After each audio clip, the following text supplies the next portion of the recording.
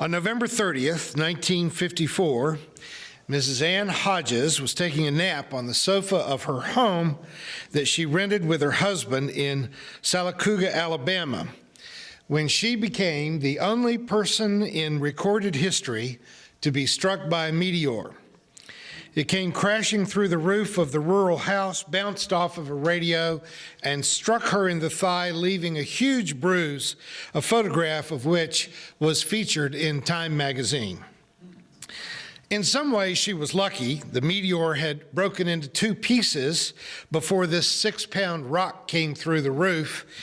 She was also lucky that it hit the radio before it hit her. Otherwise, it probably would have killed her like a giant bullet from heaven.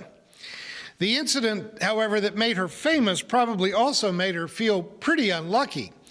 Billions of people, tens of thousands of years of history, and only one person has ever been hit by a meteor, and it was her. Those several thousand rocks that weigh a pound or more hit the earth every day at a speed of about 200 miles an hour. She's the only person that's ever been hit. Several cars have been hit over the years. When a large meteor breaks up in the atmosphere, it makes a sonic boom that can be like an explosion. One that we know took place over Siberia about 100 years ago, and it actually flattened 500,000 acres of trees, but there were no injuries because who lives in the forest of Siberia? So far, just poor old Ann Hodges is the only person that's been hit. Now, I don't think I've ever mentioned Ann Hodges in a sermon before, but I've told the story about 100 times to people. I use that story as part of rational behavior therapy when I'm working with someone who has an anxiety disorder. Now, I don't mention Ann when I'm talking to someone who has really substantive reason to be anxious. I have worked with a lot of Vietnam vets with PTSD when I was a chaplain in the Veterans Hospital. My father had PTSD from his experiences in World War II. I have a very good friend here in town who's being treated for PTSD after having survived a house fire that we have reason to believe was an attempted murder. There are a number of people among us who suffer from panic attacks and generalized anxiety disorders that they come by based on very real experiences and fears that I think we need to take seriously and to give them the appropriate treatment and care to get better. But most people who suffer from anxiety disorders or panic attacks or phobias, most of them don't have an especially good reason for that disorder. Most of them are very exaggerated anxieties. All of us, for example, worry when our kids go off to college that they're not mature enough to make good decisions. We worry about drugs and sexual assault, or a growing tendency to cut classes and keep us from finding out how bad their grades really are. Maybe that's just me, I don't know, but you know, as an example, if you can't sleep at night because your kid is in college, it could be that you are allowing your fear to take up more space in your brain than it should. I have a good friend who's so afraid of lightning that when a storm comes, she literally hides under the stairs in her basement until it's over. And we've talked about it many times, and I will tell her, don't worry about the lightning. It's not going to get you inside your house. Worry about the meteors. Every hour there's 200 meteors that are going to hit the earth at 200 miles an hour. They can come through the roof. They can come right through the stairs and get you where you're hiding. If I say Ann Hodges to her now, she looks at me like she is prepared to choke the life right out of me. But in dealing with irrational fears, I just like to say, worry about the meteors. They're coming right now. They're falling all over the earth. Seriously, irrational fears can paralyze a person for no good reason. If you go to your doctor and you tell them that you're having panic attacks or that you wake up with anxiety, you'll probably get a prescription for a serotonin drug because they seem to work, at least for a while, and they don't have any terrible side effects, except for the fact that you can't stop taking them and your body doesn't break them down. They pass right through your digestive system and go back into the water source. So every one of us are getting a little dose of Prozac every time we take a drink of water now. And if fish look a little confused when you catch them now, that's what's going on with that. But serotonin drugs do not solve the problem. They solve the symptoms, and then as soon as you stop taking the medication, the fear comes back. It's a very high rate of recidivism, which, physicians will solve a problem with a prescription, but it only delays the resolution of the problem. If you have fairly severe panic attacks, you'll probably get a prescription for Xanax or some other benzodiazepine medication, and they are helpful in the sense that they will deal immediately with the symptom, but they are highly addictive. And what we find in patients with anxiety disorders is that they have to take more and more and more. And if you've ever taken them, you know exactly what I'm saying, that you have to take more to get the same effect, and then you absolutely will get addicted to them, and they're very difficult to come back off of. Clinically speaking, the most effective treatment for anxiety disorders or panic attacks or phobias, all of which are very similar because the affect, the symptomology is very much the same. The most effective treatment is talk therapy. Therapy that is aimed at reality orientation. It's one of the reasons that I get very, very frustrated with people that insist on magical thinking or superstitions, because it just leaves you vulnerable to these flights of fantasy that if they don't drive you into insanity, they let you live right on the border of it for your entire life. But therapy that is rational, that orients you to reality, may be desensitizing, although as a pastoral counselor, I don't try that too often, but people have to learn to deal with their anxieties in a rational way. Now, most therapists will take a much more sympathetic approach than telling people that there are hundreds of meteors striking the earth every hour. But then I'm not paid by the hour, so I like to cut to the chase, I like to get right down to the brass tacks and see if we can make progress. Most of what people have talked to me about over the years are social phobias, like fear of public speaking. I have to recruit a liturgist every single week out of a fairly small church. Well, on the list of anxieties, snakes are number one. Public speaking is number two. Death is number three. So when you tell me I would rather die than be the liturgist, I know technically you're telling me the truth, that most people would rather die than have to do that. But it is one of those irrational fears that you simply have to process why you're afraid of it and overcome it. Claustrophobic anxieties, fear of heights, fear of flying, even of ladders. I've dealt with people with all of those. Now, children grow up having anxiety dreams, usually about being chased or falling or monsters under the bed. Children are small and they live in a world of giants, and so they have these anxieties, but typically as they come into their adult bodies, those anxiety dreams go away. Teenagers and young adults suffer from anxiety dreams. Generally, they come in one of two flavors. Either the test anxiety dream, that you're in class and you got a big test and you didn't study for it, you didn't know and everybody else did, or the dream about suddenly realizing that you're in public and you forgot to put your clothes on. Now, when I was in grad school, we called that the underwear in public dream, but after Madonna made wearing underwear in public a fashion statement, the dream became naked in public. Literally, I saw that in my own clinical practice. Both of these are fears that you will be discovered to be somehow inadequate. Again, these anxieties typically resolve themselves in your 20s as you gain more confidence or as you stop caring. Most of us grow out of those anxieties of youth, but they can be replaced with all sorts of other fears. Jung said that all neuroses are a replacement for legitimate suffering. So we will come up with things that we see reflected in popular movies, fear of ghosts, for example, or fear of spiders, and some people would even add fear of snakes. I don't find that fear to be irrational at all. Technically, I know that most snakes are not poisonous, but I have found that it is helpful to just assume that all snakes are black mambas and that they can kill you with a single strike.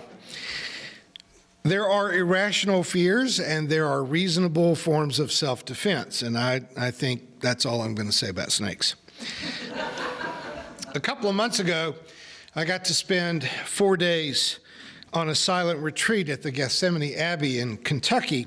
And while there, I gathered with the brothers 7 different times during the day to chant the Psalms in church. Trappist's daily life is a constant flow between work and prayer and study and sleep. Spending a few hours a day chanting Psalms with the community, the frequent refrain of fear verging on paranoia that is repeated in the Psalms came inescapably to my attention. Who are the enemies who so frequently tried to ruin the life of the psalmist 2,500 years ago? Now, some of the Psalms are about foreign powers invading. That's a rational fear.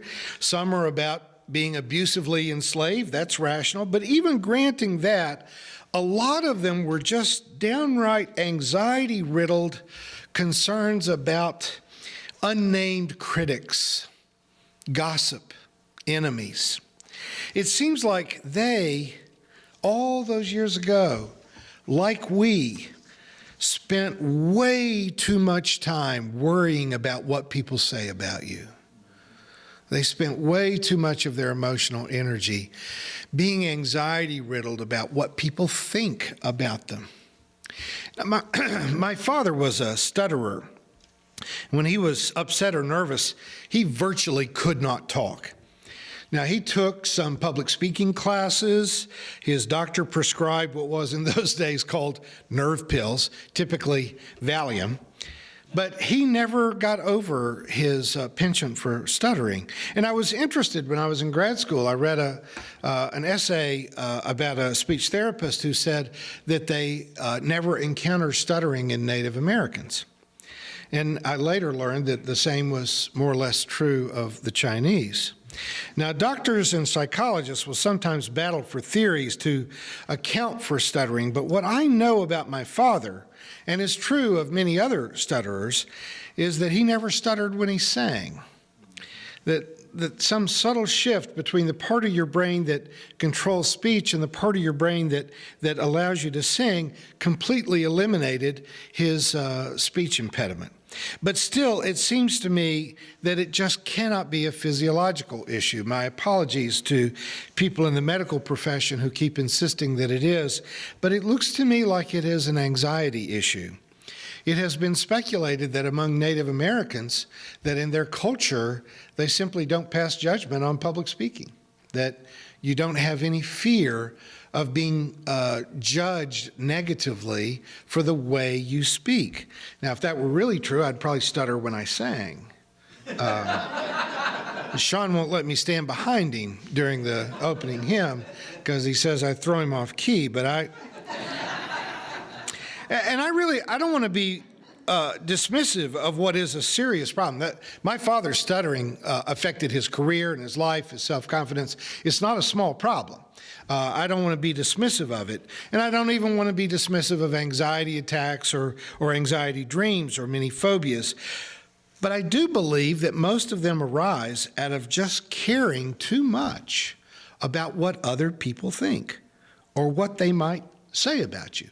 That isn't always true. There are legitimate reasons for it. I went through a period of years of sleep disturbance. I had an addiction client that wasn't doing very well in approaching his sobriety, and I ended up being held hostage at the end of a shotgun for 5 hours one day when I was in my early 20s. And for the next 2 years, I was literally afraid to close my eyes at night because I just saw the open end of a double-barrel shotgun and his red bloodshot eyes at the other end of the gun. I know all too well how a trauma of that sort can affect you and take years to get over it. So I'm very sympathetic of soldiers who come home from warfare with PTSD, or people who have issues after a car accident or a house fire or an assault that can leave you with scars for years.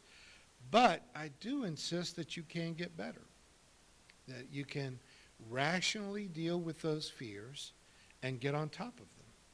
The extreme cases of PTSD, that deserves time and energy and therapy and probably some medication along the way. And I'm no pharmacologist. I am convinced from clinical data, and I did run this manuscript by a couple of professional psychologists to be sure I wasn't too far afield with this, but the medications ultimately don't work. Ultimately, you have to deal with the fears. I fear that the majority of anxiety disorders arise not from traumatic incidents as much as they arise from the meanness of society and our innate desire to be liked. They come as ways of literally somatizing, taking into our body our fear of gossip, of judgment, or rejection.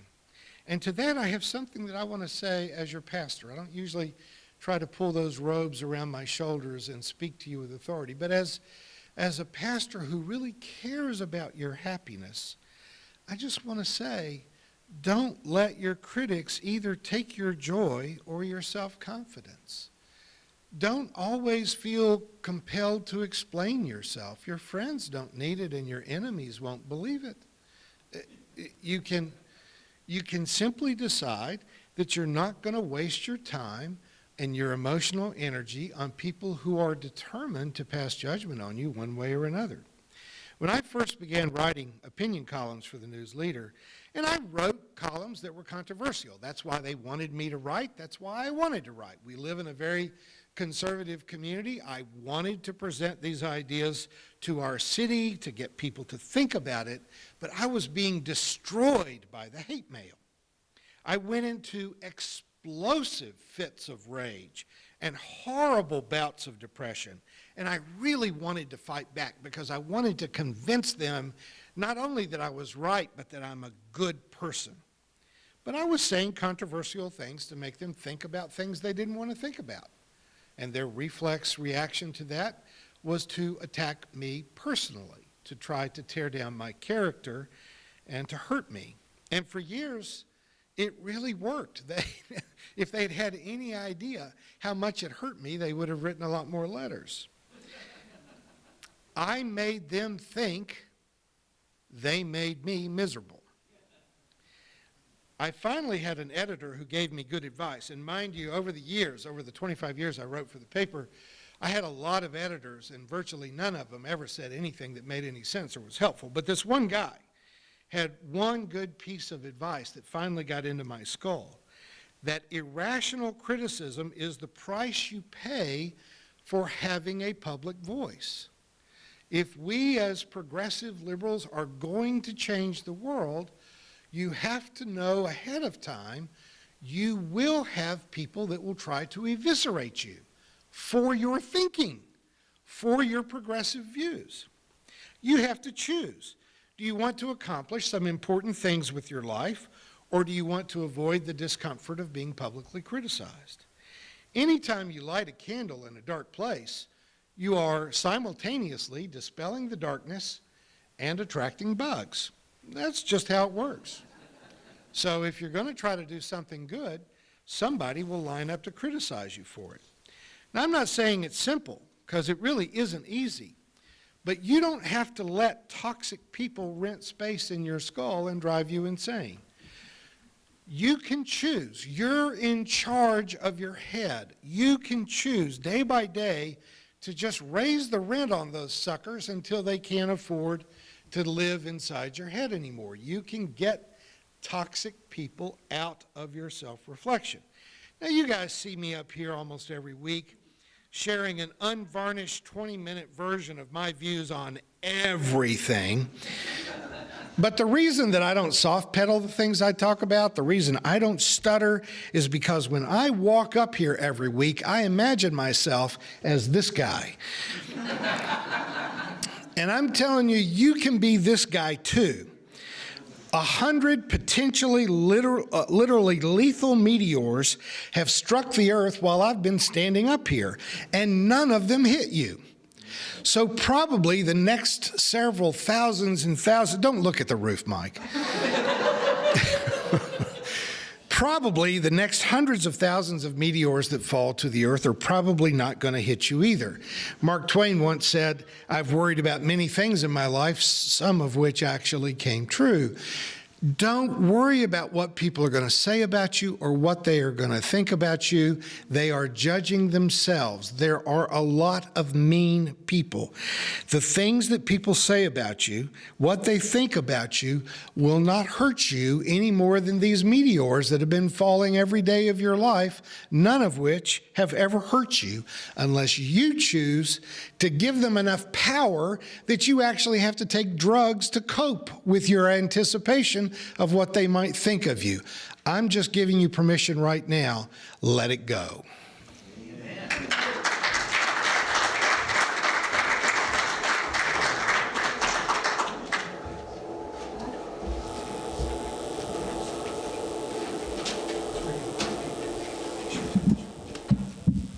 Thank you for watching our videos.